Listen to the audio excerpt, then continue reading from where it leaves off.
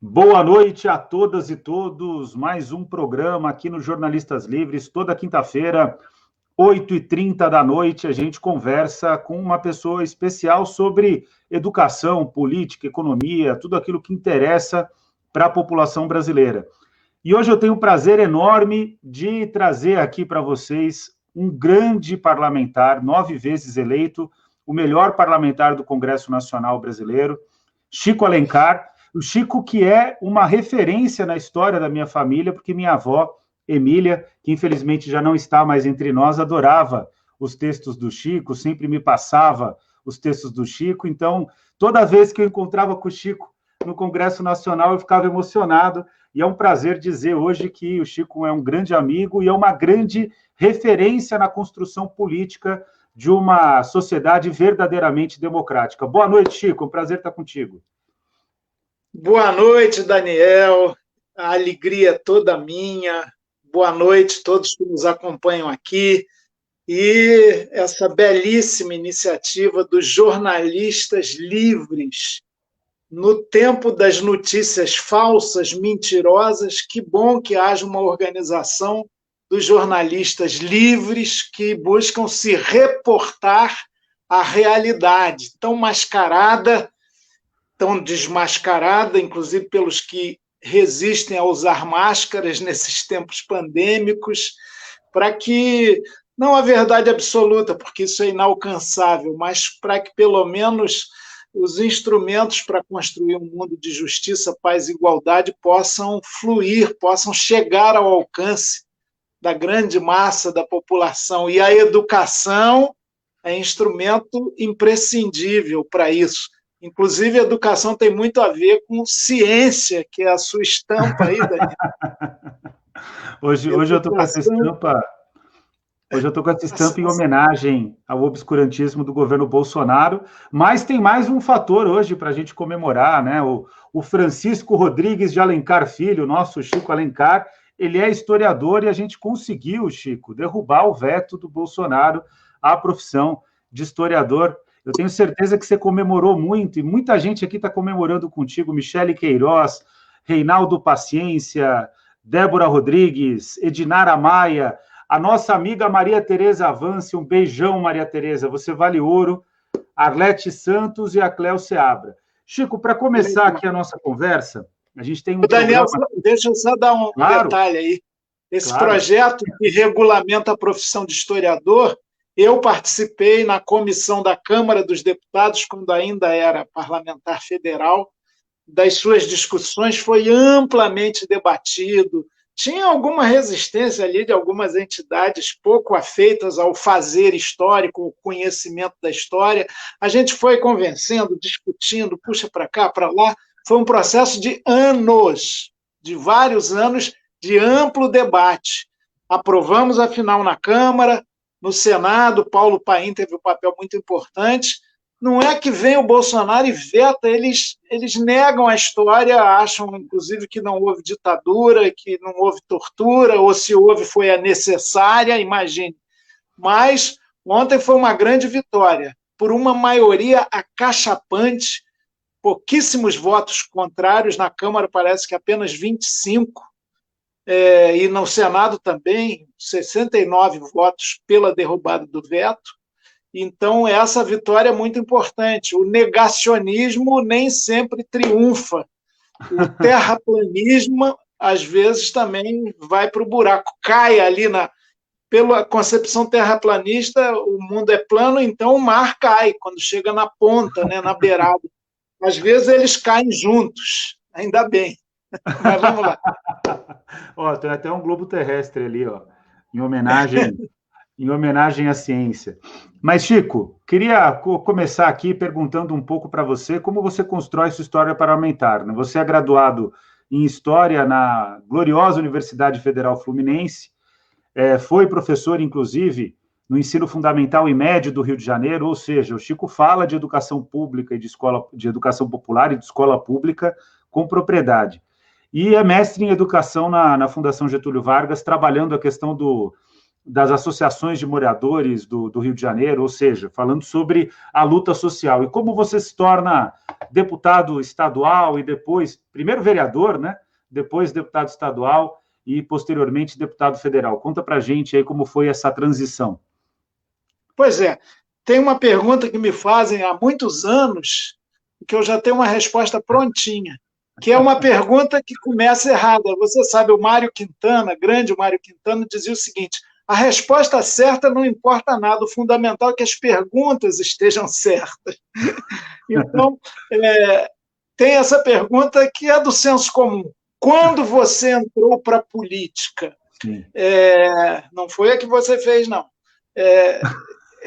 Eu falo sempre, eu entrei para a política quando eu nasci. Política é relação, polis, cidade, cidadania. Eu nasci a partir de uma realidade sociopolítica, histórica. Aliás, eu, coincidentemente, nasci na metade do século passado. Um consolo para eu me aproximar do Daniel, mais do que da sua saudosa vovó Emília, é que somos todos do pós-guerra. Todos nós dois somos do pós-guerra. Então, e eu nasci na transição de um Brasil muito predominantemente rural para um país urbano, na capital de então, o Distrito Federal, Rio de Janeiro. Na barriga da miséria eu nasci brasileiro, eu sou do Rio de Janeiro, cantou meu xará. E filho de um piauiense retirante com uma paulista do interior, nascido no Rio. Olha que coisa bonita, né? E essas raízes todas, sertanejas e urbanas, me constituem. A percepção disso é a compreensão política. Eu sempre fui educado, inclusive, pela boa Igreja Católica, essa do amado Pedro Casaldáliga, que se foi sábado, sepultado ontem, da maneira como ele pediu, no cemitério dos Carajá, à beira do Araguaia, à sombra de um pé de piqui, entre peões do trecho e aqueles anônimos. 7 palmos de terra, e o seu caixão simplérrimo, um monte de terra e uma cruz de madeira sob chuva, sob sol, sem ter nada, sem ter calado nada, sem guardar nada, e esperar a ressurreição. Muito lindo, é um poema dele sobre isso, né?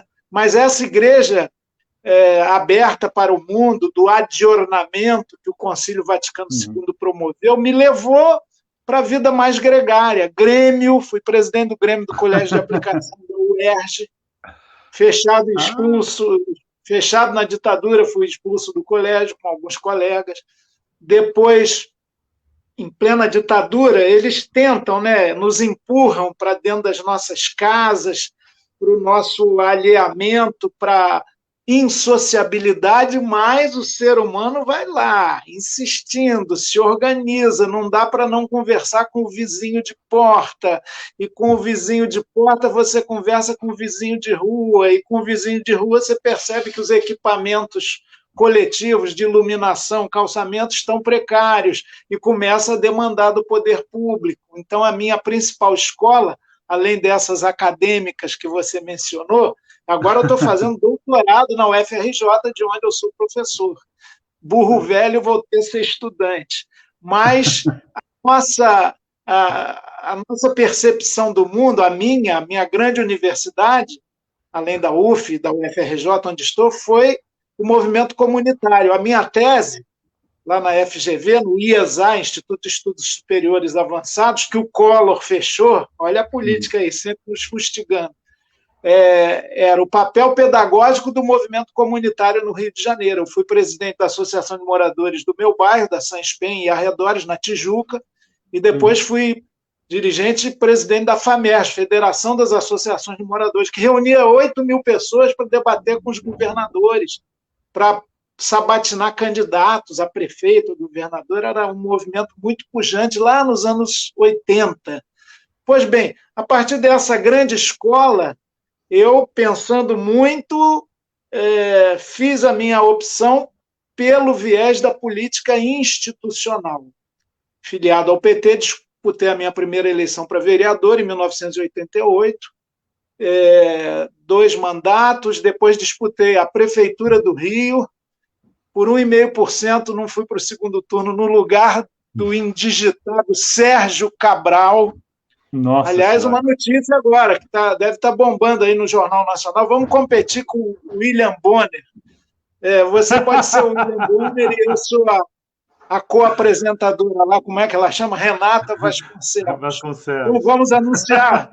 Atenção, o juiz do STJ, ministro Félix Fischer, devolveu o Queiroz à prisão, de onde saiu muito rapidamente, e a dona Márcia, sua esposa, estava foragida da ordem de prisão, foi recolhida à cadeia agora. Você sabia disso, Daniel? Não sabia disso, olha só. Os jornalistas livres sempre foi melhor do que a Rede Globo de televisão. É isso aí.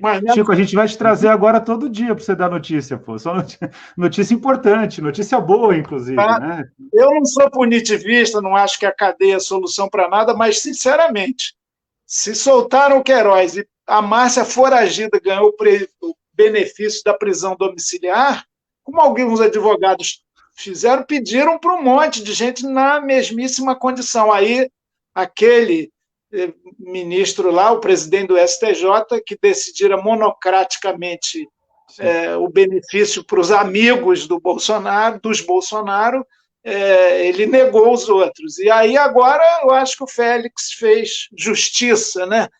Quem sabe, eles podem sair rapidinho. É só contar tudo o que faziam de rolo com os seus chefes lá de cima. Mas, voltando, Daniel. Uma pergunta, aproveitando agora que você colocou, eu ia perguntar isso mais para frente, mas vamos aproveitar aqui o andamento da nossa conversa, só cumprimentar as pessoas que estão aqui conosco.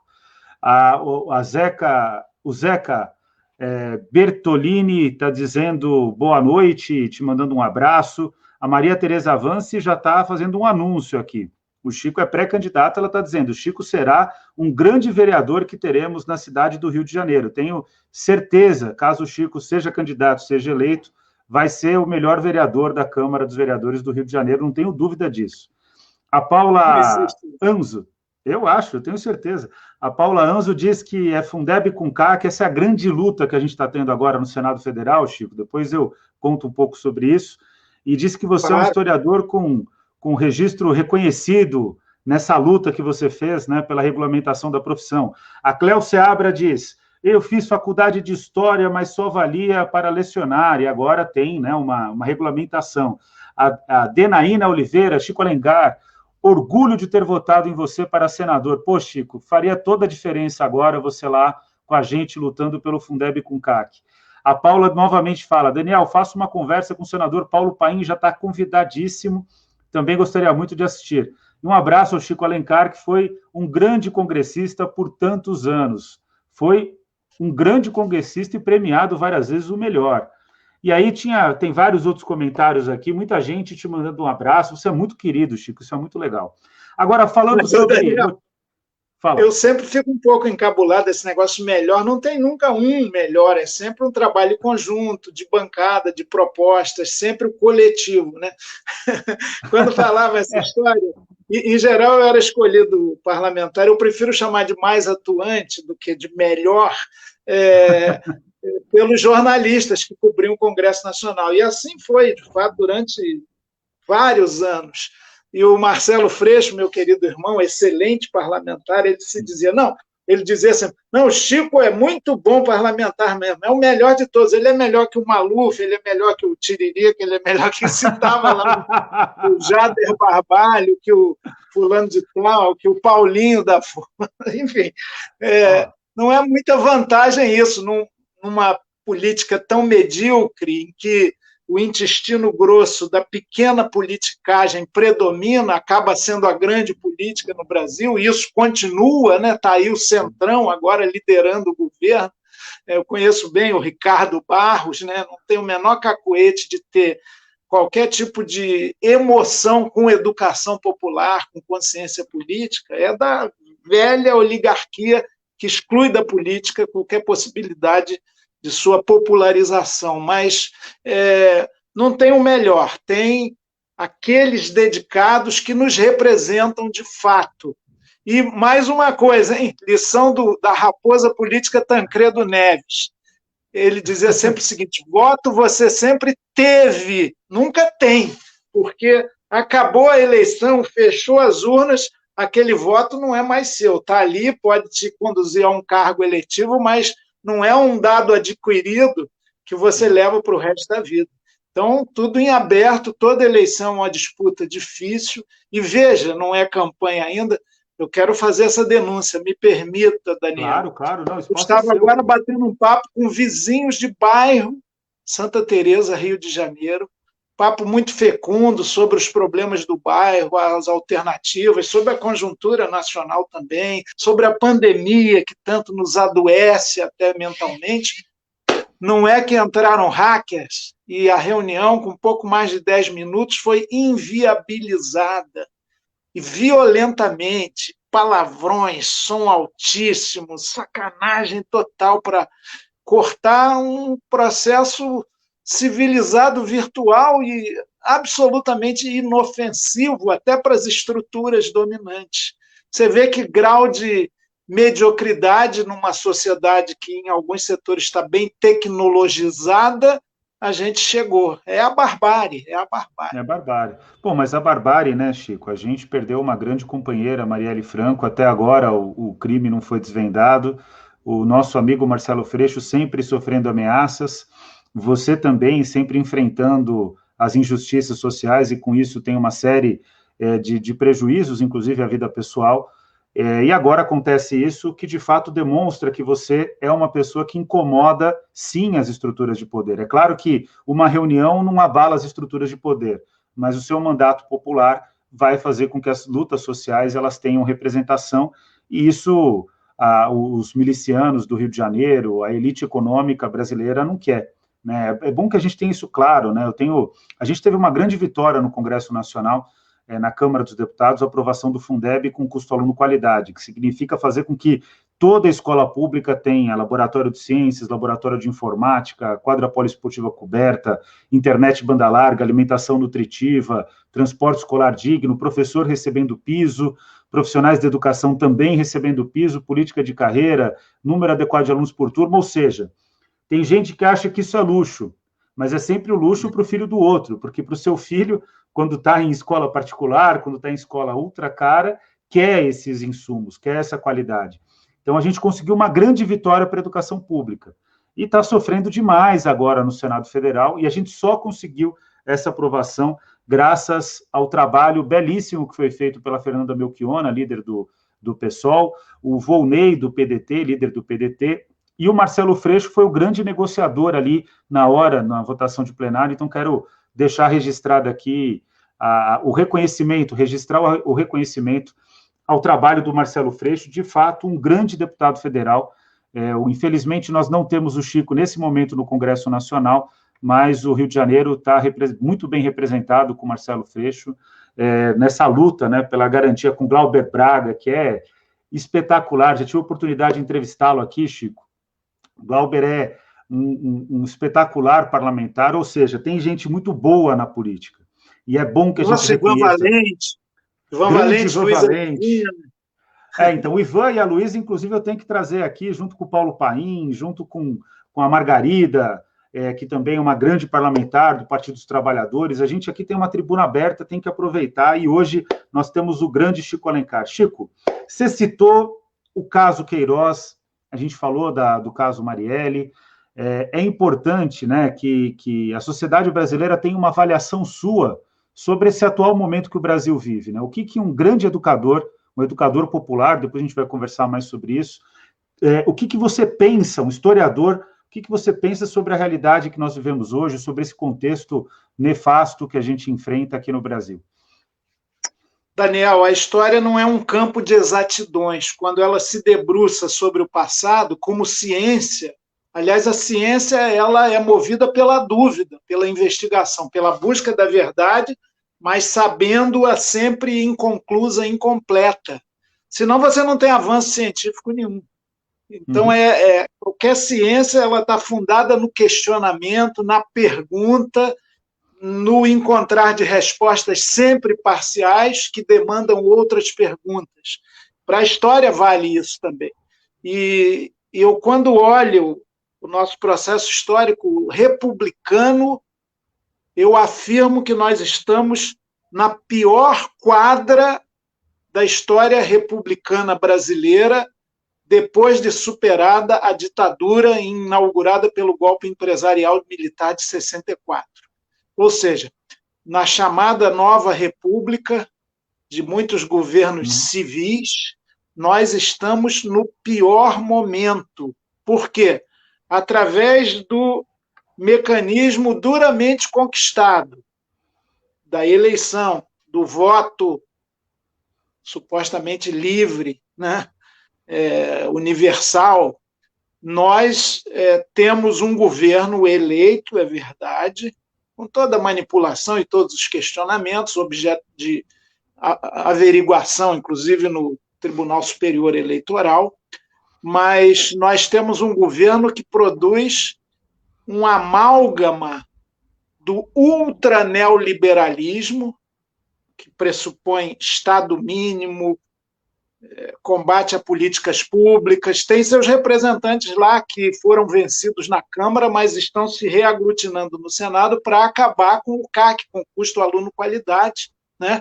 Sob o nome, de novo, muitas vezes, né, de todos pela educação, mas é uma visão privatista, no fim das contas. Não admitem que a escola pública seja de excelência.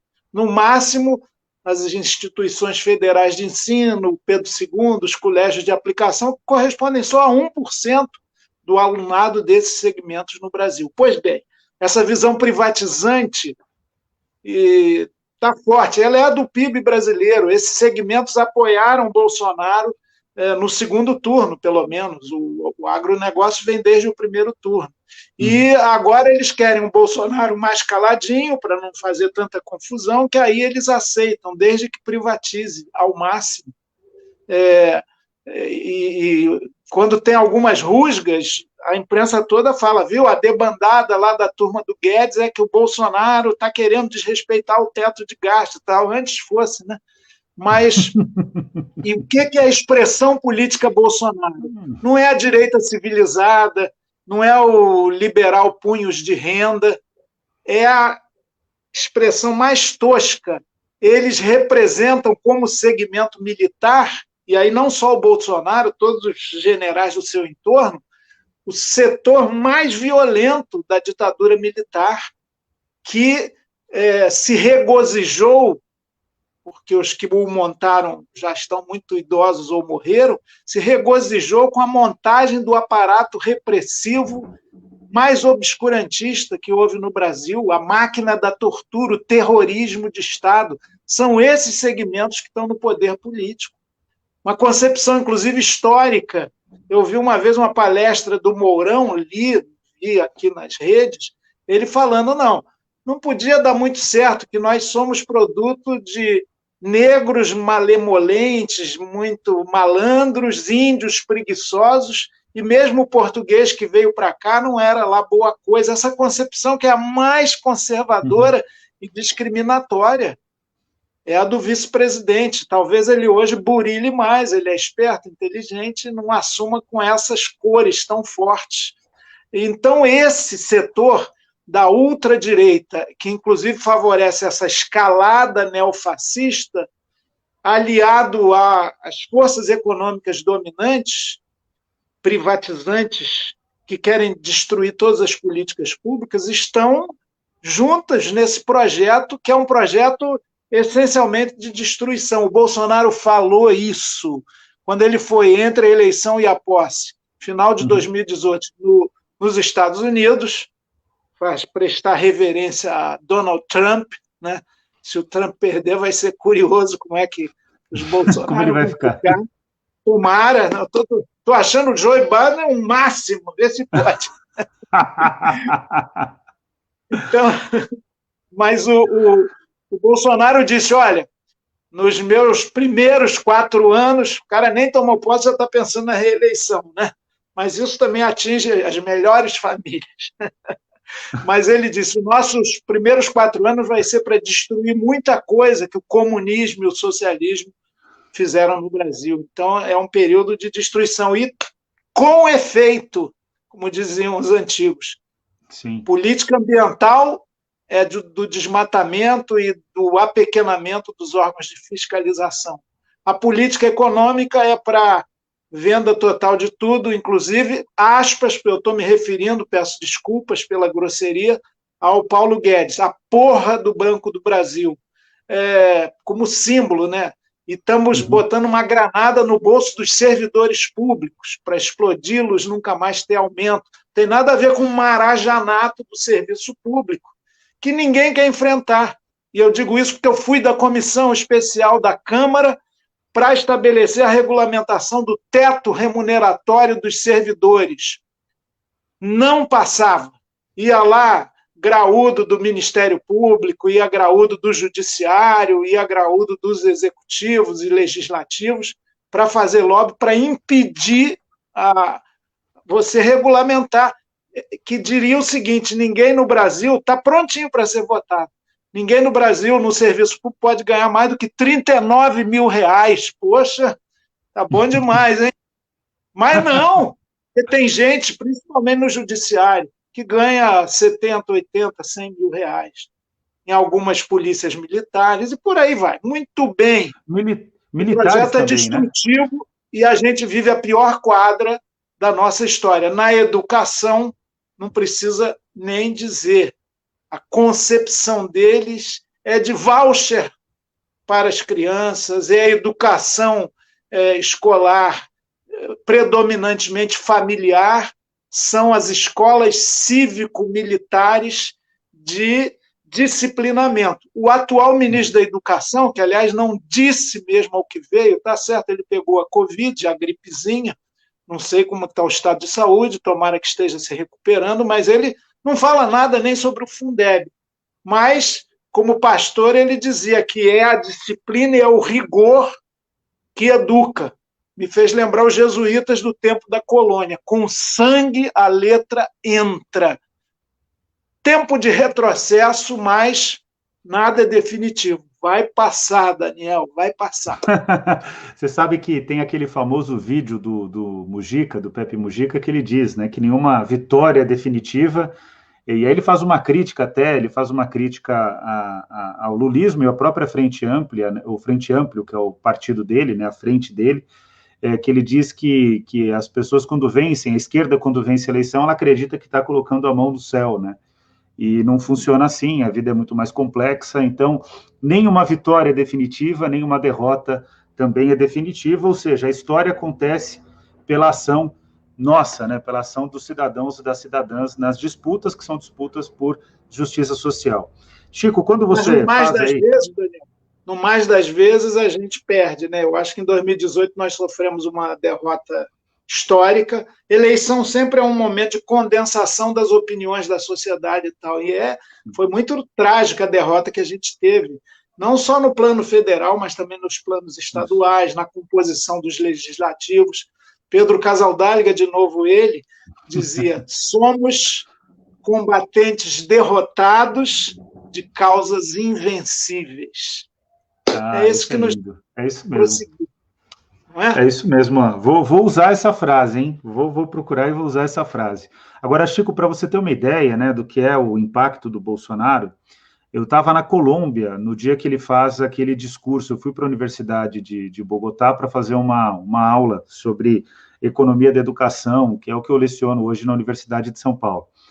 E lá na Colômbia, eu estou ali, né, participando do debate, né, sobre economia da educação, e o Bolsonaro, num domingo, porque o evento era de final de semana, segunda e terça, né, o Bolsonaro, no domingo, faz aquele discurso da casa dele para a Avenida Paulista, dizendo que iria eliminar todos os adversários, né, e a América Latina, a Colômbia, que é um país extremamente violento, ficou totalmente consternada, né, o Bolsonaro conseguiu espalhar um espectro de obscurantismo que, de fato, nos envergonha. E aí, para dizer uma questão de esperança, eu falei sobre o que seria as eleições nos Estados Unidos. Você citou aí o Joe Biden, né? Como que você vê? Você acha que tem uma relação, tem um conjunto de forças? Porque tem duas interpretações. Tem uma interpretação que vai dizer que não existe uma articulação das forças ultra-reacionárias, então não tem articulação Bolsonaro, Modi na Índia, Trump, etc. E tem outra interpretação que diz que sim, tem uma interlocução entre eles, o Bolsonaro não existe só uma relação espontânea do Bolsonaro em favor do Trump. O Trump também colabora com o Bolsonaro, existe uma troca ativa entre os dois, né? Claro que o Bolsonaro é submisso. Como que você vê essa questão? Como que você vê o cenário? A gente falou de Brasil, vamos falar de mundo. Como você vê o cenário do mundo, incluindo a questão da pandemia, aproveitando que você é professor de história e está dando uma aula aqui para a gente hoje? Daniel, olha, é claro, o pensamento ultraconservador, com um viés nacionalista, que tem expressões diferenciadas e singulares em cada país, mas expressões neonazistas, neofascistas, de viés muito autoritário, e isso é um fenômeno mundial, até com aspectos de reação, mas uma reação reacionária, conservadora, à globalização. Porque a globalização não é só a globalização imperialista dos grandes mercados, dos grandes negócios, mas é também a globalização de ideias mais abertas, de troca de informações, de muita vivacidade. Isso incomoda e gera também, no caso das mudanças profundas do processo produtivo, a estagnação de certos setores, tanto que um elemento de eleição do Trump, esse magnata translocado e ultra-reacionário, foram cordões industriais, falam da zona da ferrugem dos Estados Unidos, que estavam muito combalidos, né? Atribuindo isso a próprio aumento da troca internacional, a produção global, toda segmentada e articulada. Então, há uma reação, sim. Agora, um nível de organização, digamos, uma grande internacional reacionária do capitalismo mais conservador, não existe. Claro que há aproximações regionais. Os Estados Unidos, que já não têm a hegemonia de antes, do período da Guerra Fria, do mundo bipolar, mas eles têm influência, inclusive, no Extra-América, muito forte, não sem resistências, sem contradições. E o Trump, mais por iniciativa do próprio Bolsonaro, para além dos negócios, hoje o Brasil tem uma carteira de negócios de exportação mais forte com a China do que com os Estados Unidos, né? E a China é constitucionalmente uma república popular, um regime comunista, um capitalismo de Estado, não dá para simplificar só com uma afirmação, é isso ou aquilo, mas não é propriamente uma nação capitalista. E o Bolsonaro reagiu, ele falou muito mal da China no início, até o agronegócio, segura a onda aí, está pegando mal, cala a boca dos meninos, não fica falando nem do vírus chinês, mas eles têm essa pulsão assim, incontrolável do reacionarismo e da burrice política até. Agora, eu não diria que há interesses, né? A Central de Inteligência, CIA dos Estados Unidos, o imperialismo continua a existir, ele não é um mero tigre de papel, ele tem as suas influências, as grandes corporações transnacionais têm seus interesses, e, claro, simpatizam com um governo como o de Bolsonaro, desde que ele não exagere muito, não seja tão piromaníaco assim. Se controlar esse Bolsonaro de agora quietinho, pode fazer as falcatruas que ele sempre fez na vida, como se vê agora, dinheiro vivo para cá e para lá, como prática familiar. Isso é da política, né? Isso eles aceitam, desde que cumpra o programa ultra neoliberal e conservador. Agora, é um equilíbrio instável, né? Assim como a gente teve um avanço das forças populares em vários governos da América Latina, e depois os golpes militares, foi assim no Chile, de Pinochet, com a derrota da Unidade Popular do Allende, foi um pouco antes assim no Brasil, com a morosa organização popular das reformas de base, à época de Jango, também aplastradas com um golpe militar violento. Claro, quanto maior a organização popular, mais violento é o golpe, como no Chile, na Argentina, contra Héctor Câmpora, com a volta de Perón ao golpe, quando veio foi de trucidar. A Bolívia agora, antes lá, né, teve um governo do general até nacionalista e progressista, Juan José Torres, aí você não era nascido, mas teve um golpe militar. A Bolívia tinha golpe quase a cada 3 meses, um general comendo o outro e tal. E aí, agora, o golpe contra Evo Morales.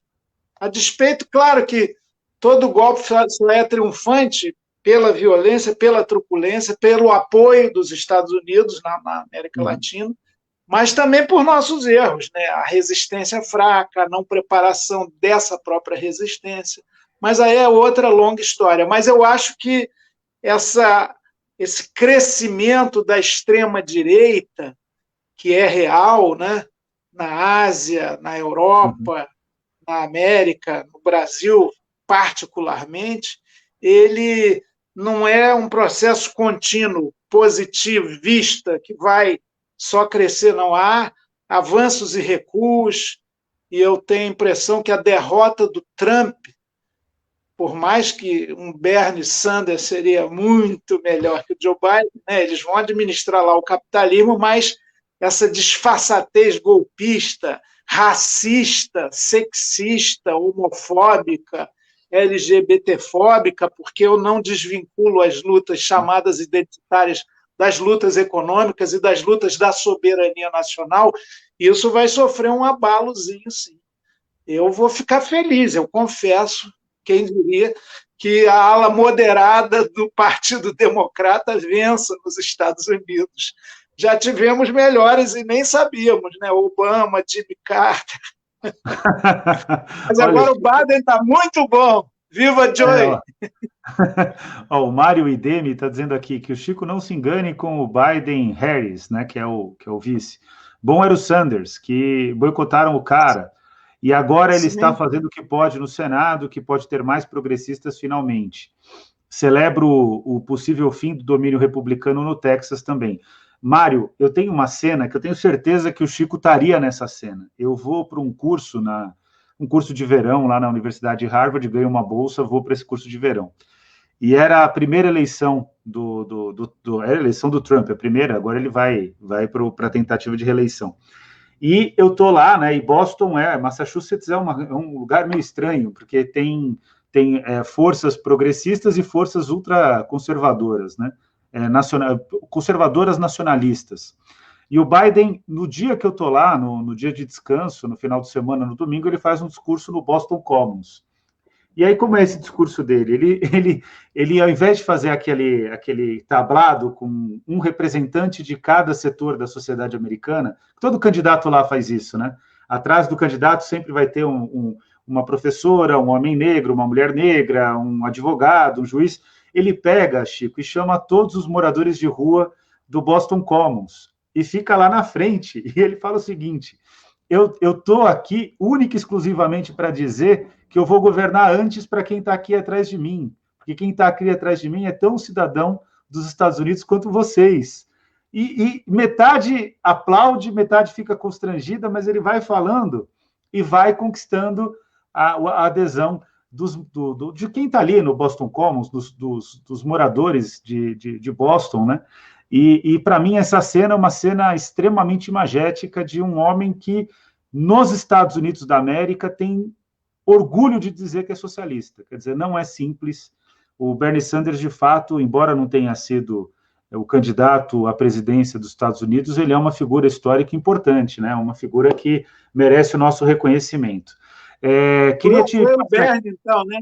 Porque eu entendi no começo, pode ter sido confusão minha, que você falou que foi o Joe Biden. Não, foi não. Achei estranho. Foi o Bernie Sanders, desculpa, se eu posso ter me enganado aqui. Foi o Bernie Sanders. Não está no vocabulário, no dicionário, no código de posturas do Joe fazer isso. Mas, não, de forma alguma, mas é claro, olha, é o que temos, né? É evidente que eu acho que o Bernie é muito melhor, eu não tenho nenhuma ilusão, né? Inclusive de apoio a políticas imperialistas por parte do Biden, mas a derrota do Trump é muito importante e não está dada, não, hein? Não vamos nos iludir, não. Não tem nada certo. Isso. Exatamente. Desculpa, eu me confundi, foi o Bernie Sanders, e ele perde o apoio do Obama nesse discurso do Boston Commons, porque o Obama é muito vaidoso, as pessoas também têm pouca noção, né? O Obama foi uma figura também histórica, é uma figura histórica ímpar, né? Mas extremamente vaidoso, e o Bernie Sanders iria, de fato, impor dificuldades maiores do que a Hillary Clinton impôs ao Donald Trump. Então, o Bernie Sanders é uma grande figura e seria interessante ver um encontro entre Bernie Sanders, Luiz Erundina, Chico Alencar, Ivan Valente. Ia ser um encontro de gigantes. A gente tem que promover isso, hein, Chico? Daniel Cara, aliás, você no Senado teria um papel fundamental. Olha, as pessoas quando votam erram muito, sinceramente. De forma alguma. Faz parte do jogo. A gente também, primeira eleição, já quis concorrer para o Senado, foi um desafio grande aí. Chico, uma pergunta importante, né? A gente está falando aqui das dificuldades políticas, né? De como a gente está num cenário inóspito, tanto no Brasil quanto no mundo, um cenário difícil de enfrentar, um cenário complexo, injusto, mas que você traz, né? E eu acho que essa é a sua principal característica. Você sempre traz uma palavra de esperança, um caminho de esperança. A Maria Tereza Vance, da Casa Vermelha, em Santa Teresa, eu costumo dizer que ela é a prefeita de Santa Teresa. Ela diz aqui: eu queria saber de vocês como podemos encantar mentes e corações a continuar lutando. Nossa experiência coletiva na campanha pelo direito à educação, na luta pelo Fundeb agora, né? Para mim é um alento, ela está dizendo, mas para os jovens que ainda não viveram estes espaços, não, né? Não tem essa experiência, não tem esse alento. Como encantá-los? E aí, Chico, eu emendo essa pergunta de como encantá-los com aquilo que mais interessou as pessoas quando eu falei que ia te entrevistar. Como encantar e como fazer um processo político e de educação popular para reconstruir a esperança no Brasil. O que você fala sobre isso, Chico?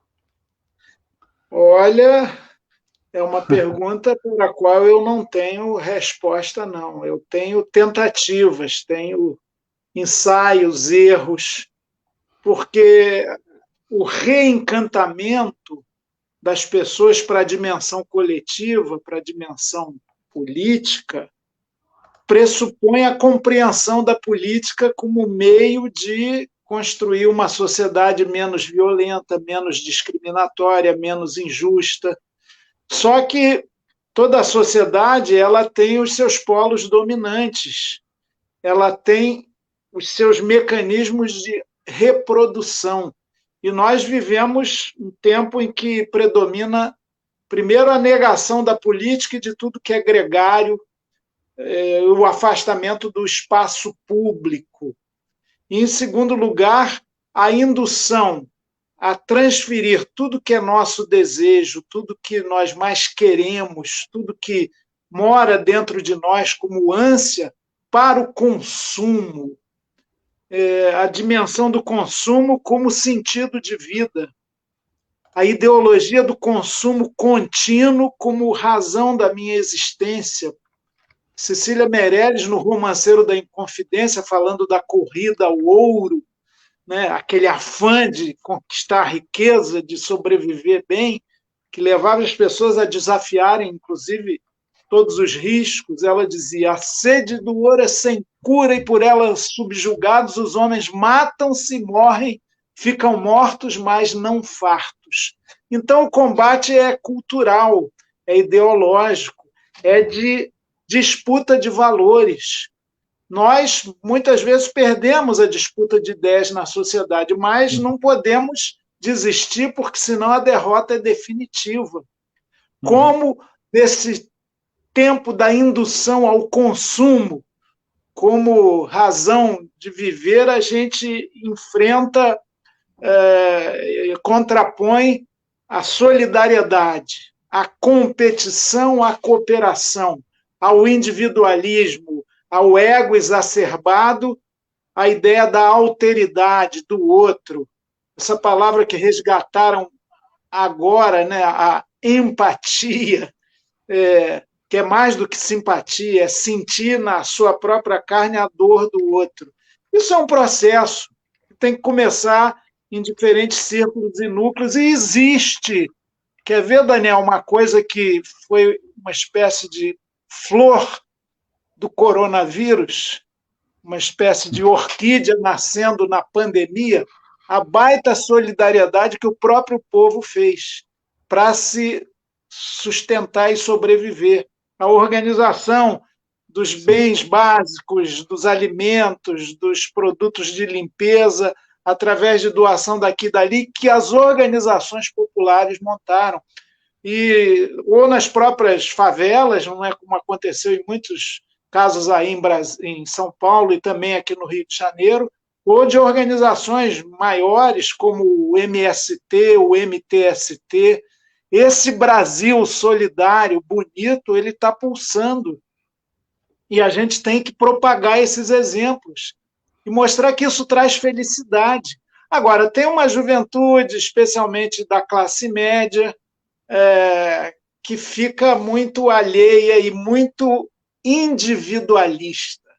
O Thomas Merton, né, que é um filósofo e teólogo, ele dizia: nascemos egocentrados, esse é o pecado original. Logo, o processo educativo, que é de descentramento, né, educar é humanizar e descentrar, ele tem um papel importante. Eu acho que reesperançar, reencantar, em todo ambiente, sempre trazer a necessidade da organização, da luta por direitos, o sonho bom de um mundo novo, mesmo que ele comece só em microcosmos, às vezes dentro da própria família, em meio a tanta desarmonia, o carinho, a ternura, ganhando a dimensão social e política. Eu acho que é possível. Sem afeto, não há política. Eu lembro da minha juventude que tinha os mais revolucionários eram pessoas frias. Até um enamoramento podia significar desvio ideológico, atrapalhava a revolução. Se falava até o casamento é o túmulo do revolucionário. Essa bobajada toda que marcou uma certa esquerda dura, né? Daí a expansão dos stalinismos nas suas variadas formas. Mas se a gente dá o exemplo da vida, o Gandhi, né? Seja você a mudança que você quer ver no mundo, no miúdo, no pequeno, eu acho que a gente vai reencantando. E também se reencantando, porque também não tem essa, está sempre animado, sempre esperançoso, nada disso. Galeano tem um texto lá que diz mais ou menos o seguinte: bom, a questão da utopia e do ânimo é muito instável dentro de mim. Eu, às vezes, amanheço derrotado, pessimista, no final da manhã começo a acender de novo, depois, no meio da tarde, ainda mais se está muito calor, eu fico deprimido, desanimado. Quando a noite vai chegando, eu, talvez com instinto boêmio, começo a reacender de esperança. Então, a gente oscila, né? Nesses tempos, a indução ao desencanto é muito forte. Agora, não dá para ficar na apatia, porque piora, é algo que vai tomando conta de você. Não tem receita, uma certeza. A educação, inclusive a educação popular em especial, é um instrumento fundamental de reencantamento das pessoas para as grandes causas. Por isso, ela é eminentemente política. É irrenunciável essa condição política. O resto a gente busca dentro da gente, né? A fé ajuda, uma certa fé não conformista, rebelde, né? Para a gente ser, repito, mesmo em algumas situações, combatentes derrotados de causas invencíveis. É bom ter uma causa na vida, né? Que não seja a causa própria de dinheiro, poder, patrimônio, acumulação. Como é bom ter uma causa boa? Eu acho muito gostoso. Embora, às vezes, confesso, desanimo delas. Aí eu fico pior ainda. Mas, Chico, você, inclusive, com base nessa sua leitura, né, que é uma leitura que emociona, que anima. Você estava organizando um grande evento internacional sobre educação popular. Eu queria que você contasse um pouco sobre isso, porque tem muita gente da rede da Campanha Nacional pelo Direito à Educação nos acompanhando, a turma também da Economia de Francisco nos acompanha, acabaram de me mandar o WhatsApp. Então, me conta um pouco o que você estava planejando. A gente iria, só para te dizer, né? Você sabe, porque você estava envolvido nos dois processos. A gente iria ter um encontro com o Papa na cidade de Assis para definir uma nova economia. Eu costumo dizer que minha utopia, a minha causa invencível é inverter a lógica da economia. Hoje as pessoas estão a serviço da economia, eu quero construir, junto com milhares e milhões, melhor dizendo, de pessoas, uma economia a serviço das pessoas. E o Papa Francisco estava indo nessa linha, estava muito animado. E para mim eram dois grandes eventos. Primeiro iria para Assis e depois em março. Em março, a economia de Francisco em Assis era em março. Isso, primeiro iria para Assis e depois iria para a atividade no Rio de Janeiro, em julho, junto contigo. Então, conta para a gente qual que é esse sonho de construir aí um debate internacional sobre educação popular, para depois a gente falar sobre os seus planos para o Rio de Janeiro, o que você vê para a cidade maravilhosa, de tanta beleza e tanta injustiça, e que a gente tem que fazer do Rio de Janeiro uma cidade que seja de todas e de todos, como todas as cidades brasileiras. Então, primeiro, educação popular. Qual que era o plano que você vinha desenvolvendo aí para um grande debate internacional sobre educação popular? Bom, Daniel, em primeiro lugar, não era eu, nem eu era a figura principal. Eu, quando regressei ao UFRJ, já sem mandato, destaco, não optei pela tal aposentadoria parlamentar, voltei para o meu ofício e o meu salarinho de professor sem doutorado, né? Fica lá embaixo, mas dá para viver. De qualquer maneira, eu voltei para o UFRJ, fui acolhido generosamente pelo então reitor, uma pessoa de grande sentido público, companheiro de utopias, Roberto Lerrer, que é meu professor agora numa disciplina do doutorado, e por toda a sua equipe, e também, especialmente, no Fórum de Ciência e Cultura e num órgão que ainda está em fase de construção, chamado Universidade da Cidadania, dirigido pelo professor Marco Aurélio, Marquinho, que é de História, figura generosa, admirável, e pelo coordenador do fórum era, então, o Carlos Weiner, professor também. E eles acalentaram essa ideia de construir esse encontro internacional de educação popular, encontro de saberes, de experiências do mundo inteiro na educação popular. Todos nos animamos com isso, começamos a construir isso com várias entidades para tocar a ideia, né? Já estávamos vendo o local, fontes de financiamento, já bem difíceis à época. Tudo começou desde o ano retrasado até ano passado, especialmente. E nesse ano a gente já estava retomando desde janeiro a organização, já tinha uma data indicada. Veio a pandemia e tudo ficou inviabilizado. De qualquer maneira, a ideia de um encontro internacional continua viva, porque essa troca de experiências ela nos anima mutuamente. Você saber que lá na Argentina, ou na Índia, ou num país A, B ou C da África, ou nos Estados Unidos, ou na Bélgica, ou na Nova Zelândia, estão acontecendo experiências de educação popular, de empoderamento das classes oprimidas, de movimentos de libertação que tem na educação a sua tessitura cotidiana, é muito bacana, é muito legal. Seria muito isso, a troca de experiências, né? Claro, teriam algumas palestras de grandes nomes, né? Pela manhã, e depois as muitas mesas redondas e muitos círculos e rodas de conversa. Enfim, a ideia é muito boa e genial. Bom, agora, como tudo praticamente, a pandemia interrompeu, parou até o futebol, imagina, agora está voltando aí, sabe-se lá com que riscos, né? E seu Mas Flamengo? de qualquer maneira... E seu Flamengo? São os efeitos da pandemia. Deus castiga, quiseram voltar antes, muito antes do minimamente razoável, agora o time está aí só apanhando, né, na lanterna. Flamengo e Corinthians sem torcida não consegue jogar, Chico. Eles só jogam com o calor humano, não tem. A camisa. Exato, com 12. A camisa ela carrega uma alma junto, né? Não dá para jogar só jogadores, né? Então, a alma é a alma da torcida. Aí não tem jeito. É uma boa desculpa. Vamos considerar que partidas sem torcida não valem. É um pouco como os parlamentos com as galerias vazias, é uma tristeza. E olha, eu cansei de ver, tenho décadas de experiência em relação a isso, como a maioria dos parlamentares quer a galeria vazia mesmo, não quer ser vigiado ali até nas suas palavras e votos. Por mais que apareça pela internet e tal, mas galeria vazia, eles já começam a olhar assim, opa, o que é?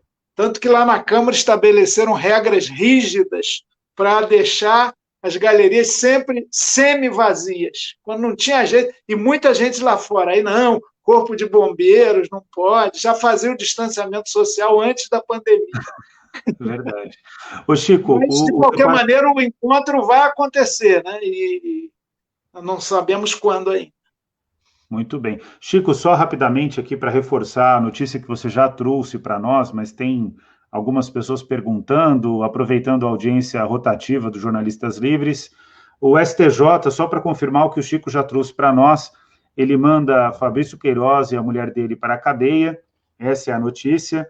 O ministro do Supremo Tribunal, do Superior Tribunal de Justiça, o STJ, o Félix Fischer, determinou a prisão imediata de Fabrício Queiroz e da mulher dele, Márcia Aguiar. Ele revogou a prisão domiciliar da dupla. O fator novo dessa questão é que o Queiroz e a mulher dele perderam um privilégio inexplicável, como o Chico já trouxe aqui para nós. Então, tem uma situação nova, né? E, concretamente, já existe uma forte mobilização de atores políticos próximos ao bolsonarismo, fazendo a justificativa do bolsonarismo nas redes sociais. Então, era importante trazer essa notícia aqui para a nossa audiência.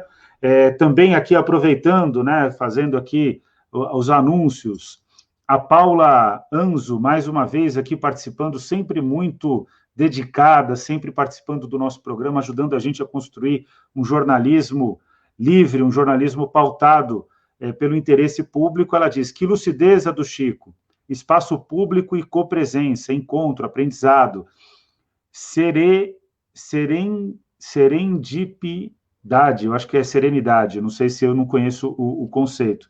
E uma vida social mais plena são a fonte de todo o movimento social. É cultural e espacial. Grande Chico. Muito bom, Paula, muito bom. A Fátima Barreto, ela fala: consumo como solução de anseios. Grande Chico. Alencar, parabéns. A Subica Freitas, do Espírito Santo. Parabéns, Daniel Cara e Chico. Chico Alencar. Vamos lutar pela educação pública sempre. Viva a educação popular. Paulo Freire vive. Você chegou a conhecer o Paulo Freire, Chico? Conheci. Não fomos amigos, né? Mas ele, uma vez veio, eu era vereador ainda, veio na Câmara Municipal do Rio, nós fizemos uma homenagem lá a ele. Depois, numa palestra, ele e Darcy Ribeiro. Eu conheci mais o Darcy, porque o Darcy foi secretário de Cultura aqui no Rio, no governo Brizola, e ele dialogava muito com os movimentos comunitários. A gente brigava muito também, que o Darcy Ribeiro falou: o primeiro degredado que foi deixado no Brasil era Ribeiro, então eu sou da família mais antiga do Brasil, eu queria ser rei dessa bodega aqui para ter um mandato de uns 40 anos e consertar o Brasil, fazer florescer suas potencialidades. O Darcy tinha um viés meio autocrático mesmo, mas era genial, inteligente. Ele engolia as palavras, que ele falou: o problema é que o meu pensamento é tão rápido que eu não consigo expressá-lo na cadência normal das palavras, por isso que eu engulo as palavras. Mas o Paulo eu conheci nessas situações, em algumas palestras e debates. Ele, como sabemos, era secretário de Educação eu brinco com a Erundina sempre, com a Luísa, querida. Eu falo: você não tinha um gabinete, você não tinha um secretariado, você tinha um ministério, né?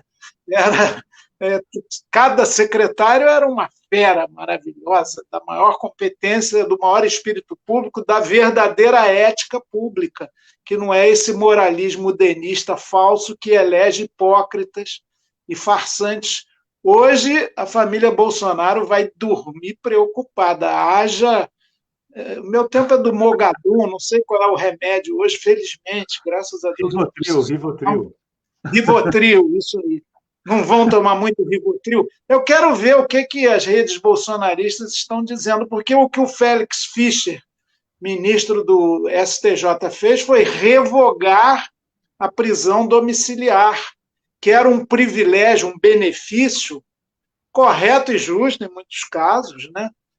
Mas aquele do Queiroz e da Márcia era exclusivamente porque eles eram amigos do rei.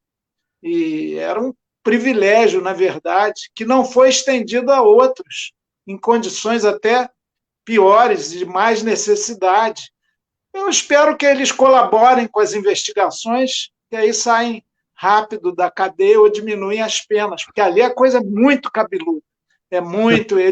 O Queiroz sabe de tudo, inclusive articulações com o bandidaço já falecido, Adriano da Nóbrega, chefe do escritório do crime. O Brasil tem no seu poder central o espírito de milícia, o que é uma tragédia total. Nós aqui do Rio sabemos bem o que isso significa. Tentem conter isso aí, porque é um poder, não é nem um poder paralelo, é um poder que captura as instituições estatais. Ele está imbricado com o poder oficial. E aí ele é muito mais forte, né? Muito mais forte que o poder despótico do tráfico armado de drogas, mas nem se compara, muito mais forte. É uma tristeza. E Queiroz tem a ver com todo esse universo sombrio da gangsterização da política que cresce no Brasil. O duro é que o Queiroz, as pessoas têm dúvida se ele vai ser um Eduardo Cunha, que vai ficar quieto, não vai contar, de fato, a participação dele no esquema, fazer delação premiada, ou se ele, de fato, vai ser uma pessoa que, pressionado, vai partir para um processo de denúncias, né? Certamente a Bolsa de Valores amanhece no dia de amanhã, a Bolsa de Valores de São Paulo, estourando, porque cada vez que tem uma crise do Queiroz, o dólar estoura, a Bolsa cai. Então, de fato, a gente tem aí um efeito, o vínculo. Você vê como você tem razão, né, Chico? Porque os milicianos se colocando em risco acabam significando a derrocada ou o enfraquecimento do governo Bolsonaro. Eu não acho derrocada porque o governo Bolsonaro já está buscando suas pontes de sustentação. Centrão, alguns atores do mercado financeiro, um grupo empresarial que de fato é um grupo empresarial que não pensa um palmo adiante do nariz, né? São pessoas terríveis, mas o Bolsonaro tem tido essa iniciativa de tentar encontrar pontos de equilíbrio, né? Então, é sempre bom lembrar aquilo que a gente está conversando aqui, né? A luta vai ser árdua e ela não se encerra em cada batalha, né? Então, tem agora as vantagens estratégicas do contexto, que é o caso do Queiroz, e a gente vai ter que ir trabalhando aí diante desse contexto. Olha, a Paula Anzo... Daniel, claro, só uma observação muito rápida, também pela minha vivência. O Cunha foi, assim, um mármore, uma placa fria e não abriu nada, embora saiba muito. Ele era um grande chefe articulador, nós tivemos embates violentos. Assim. Ele tentou, através do Paulinho da Força, caçar o meu mandato. Pô, que moral, Paulinho. Foi uma batalha, estive lá no Conselho de Ética. No final, vencemos por 16-0, o Paulinho nem foi na sessão, porque ia tomar aquela lambada, mas, de qualquer maneira, tudo articulado pelo Cunha, né? Eu falei que ele era um Paulinho mandado do Cunha, mas o Cunha era poderoso e tinha todo o controle do gangsterismo, elogiado pelo Bolsonaro na declaração do impeachment da Dilma. Aliás, faço uma autocrítica aqui pública. Nós erramos profundamente quando o Bolsonaro, ao pronunciar o seu voto naquela fatídica sessão, 2016, se não me engano, pela cassação da Dilma, elogiou o coronel brilhante Ustra, torturador, que ele ainda falou, é terror de Dilma Rousseff. Isso é um crime, apologia à tortura é crime, a gente devia ter parado com aquela sessão, arrancado os microfones e ter ido muito mais além do que a vaia que a gente fez com todas as nossas forças ali. Então, acho que há momentos da história que você não pode transigir, né, que são tão radicais que exigem uma postura radical. Mas por que essa prosopopeia toda? O Cunha ele não escondia o temor de que a família dele fosse afetada. E olha que a mulher dele tinha aquelas transações, o Moro protegeu a esposa do Cunha, né? Logo a absolveu, maneirou, né? Porque o Cunha dizia, e eu vi uma única vez, eu vi na Câmara, em que ele se emocionou. O cara é meio psicopata, você achava que ele nunca se emocionaria. Ele chegou até a verter uma lágrima, a voz embargou quando ele falou da família dele, da mulher dele, já naquela pressão, 1000 denúncias, que o levou a algo que a gente não imaginava. Você vê como, às vezes, a história nos surpreende positivamente. Nós nem sempre somos batalhadores derrotados de causas invencíveis. Às vezes, a gente ganha uma ou outra também. Mas ele falava a família, a mulher, se ela for presa. Mesma coisa o Cabral, quando a ex-mulher dele, a Adriana, foi presa, ele ficou destrambelhado e isso ajudou ele a fazer agora, com condenações de mais de 100 anos, toda a delação lá que ele está fazendo. Eu acho que essa prisão da Márcia, que estava pedida há muito tempo, foi a única foragida do mundo que ganhou o benefício da prisão domiciliar, revogada agora, essa noite. Ela presa vai complicar para o lado aí dos Bolsonaro. Eu acho que o Queiroz pode, é uma hipótese, ficar um pouco mais sensível para se livrar desse peso todo, de guardar tantas tenebrosas transações só consigo mesmo. Muito bom. Muito bom, Chico. Olha, só aqui para dar espaço aqui para o nosso público, né, que acompanha a gente e que constrói com a gente o programa, né? Público nem é um bom termo, são as pessoas que constroem o programa junto conosco. A Paula é um caso, e ela explica que serendipidade, ela afirma que é esse conceito mesmo, conceito do historiador Carlo Ginzburg, não sei como se pronuncia, destrincha nos sinais e indícios. Um de seus textos mais bonitos, ele conta que a serendipidade é eu encontrar algo incrível que não se buscava, é a obra do acaso, a obra boa do acaso. E ele diz que foi graças à serendipidade que o Charles Darwin desenvolveu sua teoria. Esse acaso é coisa da vida urbana plena. Então, ela está dizendo aqui, vamos aproveitar a questão da vida urbana plena e fazer a última pergunta. A gente já está aqui com mais de 1 hora do nosso programa, né? A gente tem um teto de 1 hora, 1h15, pode estourar um pouquinho, mas a pergunta está muito boa a conversa, mas uma pergunta que não pode faltar nesse momento, Chico. Você está construindo uma pré-candidatura à Câmara Municipal do Rio de Janeiro, Câmara dos Vereadores do Rio de Janeiro. Quais são seus planos? O que te motiva? Qual é o recado que você quer dar? A sua voz foi covardemente atrapalhada hoje, uma reunião que não era só sua voz, né? Como você sempre é uma pessoa coletiva, você estava construindo ali uma plenária com centenas de pessoas, numa plataforma que deveria ser segura, que é uma plataforma de internet, e barbarizaram a sua reunião covardemente. E aí você tem aqui no Jornalistas Livres o espaço para fazer a sua fala, a sua proposição para a cidade do Rio de Janeiro, uma cidade que o mundo inteiro ama e poucas pessoas compreendem, né? Uma cidade que, de fato, ela é densa, ela é rica, mas, ao mesmo tempo, ela é alegre, é feliz, é linda. Então, conta para a gente, Chico, o que você imagina para a Câmara dos Vereadores do Rio de Janeiro? É claro, você é um pré-candidato nesse momento, e o que você imagina de planos para a cidade maravilhosa? O que você vê aí como a sua contribuição nessa possível nova tarefa que você vai desempenhar a partir de 2021, caso dê tudo certo no processo eleitoral? Bom, Daniel, em primeiro lugar, esse bate-papo de hoje, que foi hackeado, atacado violentamente, sob intervenção fascistoide, muito grosseira, ele era um mero bate-papo entre vizinhos do bairro, as pessoas estavam ainda chegando, né? Não foi uma plenária de centenas de pessoas, não, mas um papo que eu diria fraterno, diáfano quase, que começava e sofreu essa intervenção abrupta, o que é muito grave, né? As pessoas impõem um tipo de violência até no mundo virtual. Mas, de qualquer maneira, e ali a gente conversava sobre o que é ser cidadão. Meu primeiro objetivo é vir a ser candidato. Vai depender da convenção partidária, por isso a gente coloca a condição real, que é de pré-candidato, né?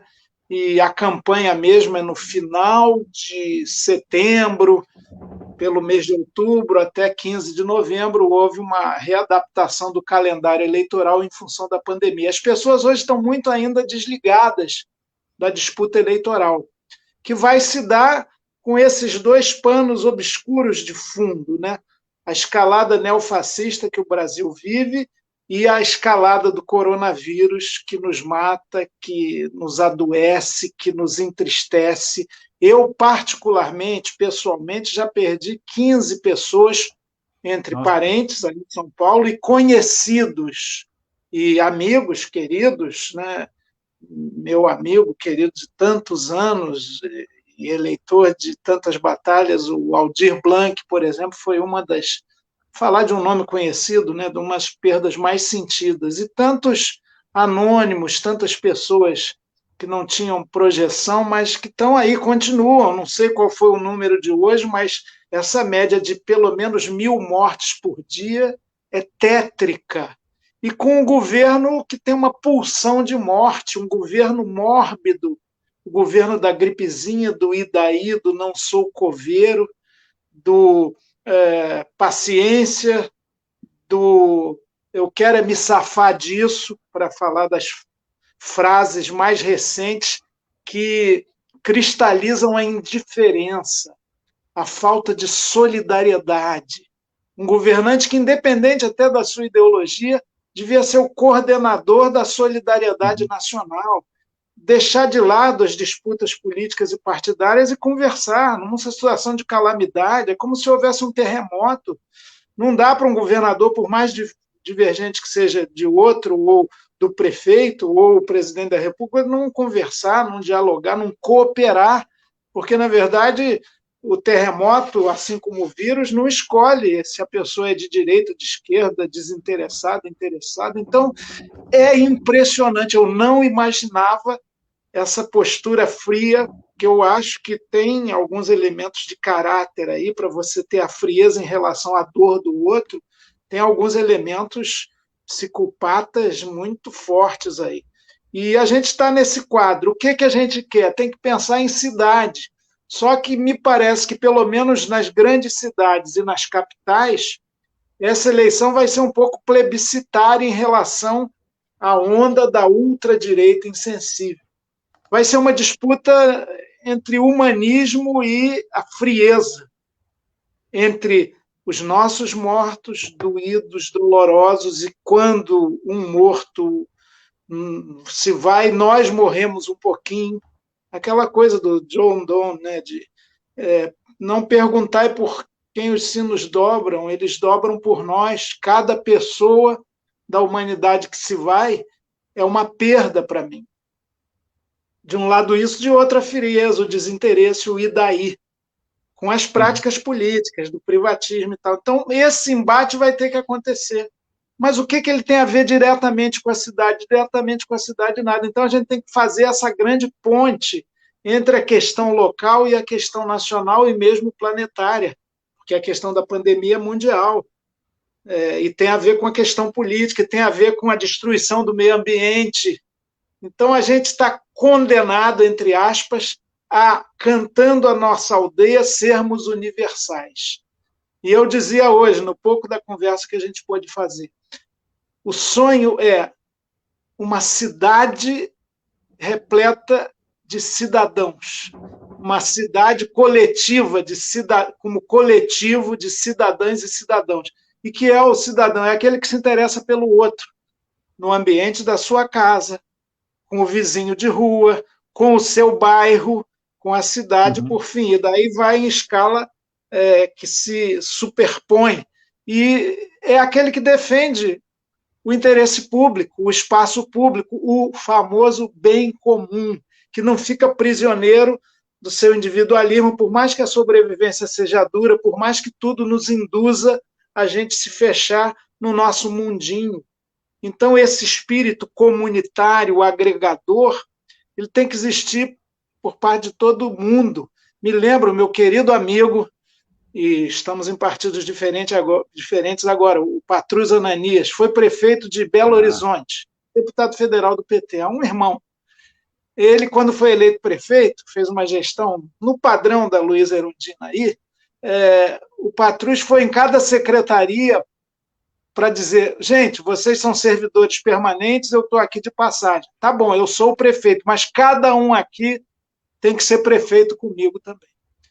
Eu imagino que um vereador, ele não tem que ser inimigo nem invejoso da organização popular, como a maioria é. Ué, mas eu te represento, para que você vai se organizar aí? Não, tem que ter esse poder institucional, que não é só de legislar, é de fiscalizar e também de estimular a organização popular. Tem um pequeno poder na cidade, qualquer que ela seja, de vereança, para atomizar esse poder, fragmentar, criando várias instâncias de poder local. Quem sabe elas se reúnam num conselho de bairro, quem sabe haja um conselho da cidade ativo, participativo, para colocar controles ao poderoso de plantão. O prefeito democrata ouve e gosta disso. O prefeito autoritário, como a maioria, o espírito oligárquico e autocrático no Brasil é muito forte, a nossa cultura democrática é fragilíssima, mas muita gente reage a isso. Eu não quero substituir a população, eu quero representá-la dentro dos limites dessa representação, que numa cidade de mais de 6 milhões de habitantes, num bairro de mais de 40 mil moradores, como é o que eu moro, nunca será efetiva de uma pessoa só e de sua pequena equipe. Não, tem que ter o povo organizado. Graciliano Ramos, o povo não tem amigos, o maior amigo do povo é o próprio povo organizado. Então, se vier a ser candidato e se vier a ser eleito, tem duas barreiras aí para superar. A primeira é mais fácil, obviamente.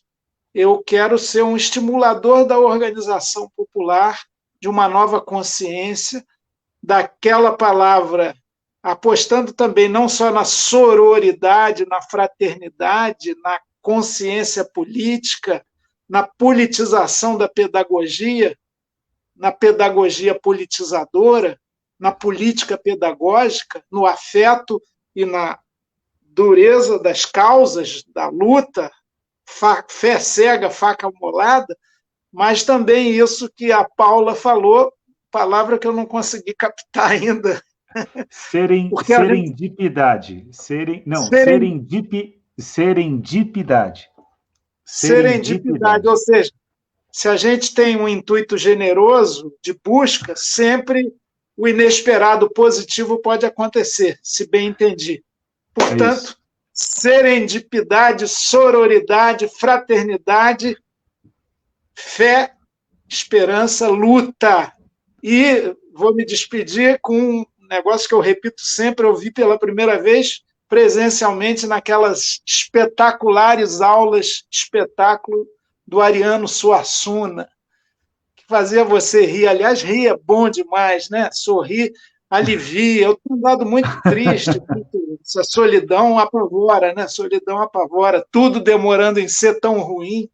Mas o Ariano, ele falava aquilo, gente, o mundo está difícil, né? Eu, inclusive, se soubesse que é tão difícil chegar aos 80 anos, ficaria nos 79. Mas, diante desse momento aí de tanto desencanto, tanta decepção, tanta frustração, eu quero dizer o seguinte: o pessimista é um chato. O otimista também é um bobalhão. Vamos combinar. Eu quero ser realista, esperançoso. É isso que eu proponho que todos nós sejamos, sempre. Sempre muito que possível. Bom. Muito bom, e conosco teve aqui, numa grande entrevista, uma grande conversa, eu adorei, Chico Alencar, uma pessoa que é mais do que necessária, imprescindível para o debate público brasileiro, que tem sempre as palavras certas, bem colocadas, o brilho no olhar, impressionante, né? Toda vez que eu encontro o Chico, e é difícil isso, viu, Chico? Aqui nas lives, né?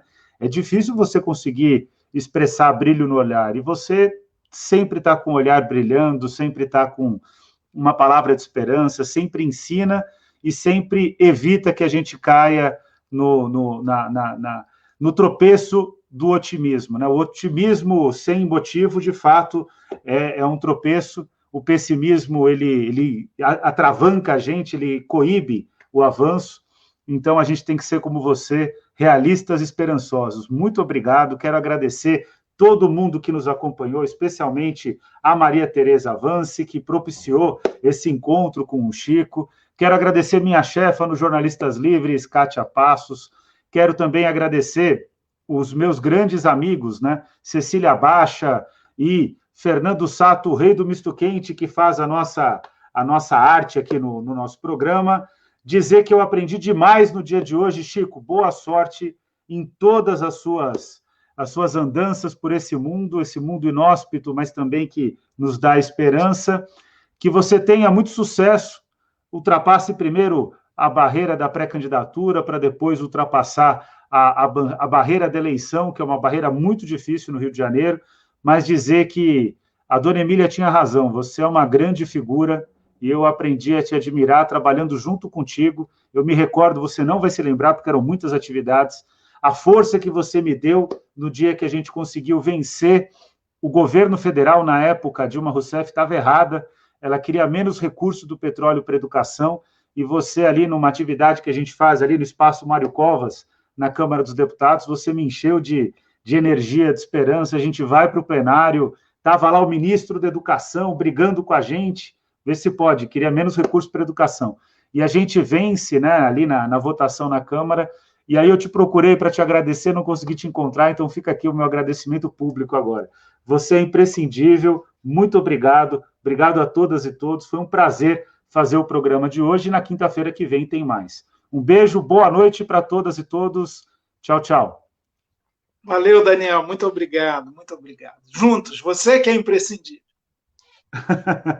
Tamo junto. Vamos lá, até mais. Até mais, até mais. Então é isso, pessoal, muito obrigado, foi um prazer fazer mais esse programa com vocês, e hoje foi um momento muito especial, Chico Alencar, uma grande figura, carioca, brasileiro, latino-americano, uma pessoa ímpar no debate público brasileiro. Muito obrigado, foi um prazer, mais uma vez, estar com cada um e cada uma de vocês.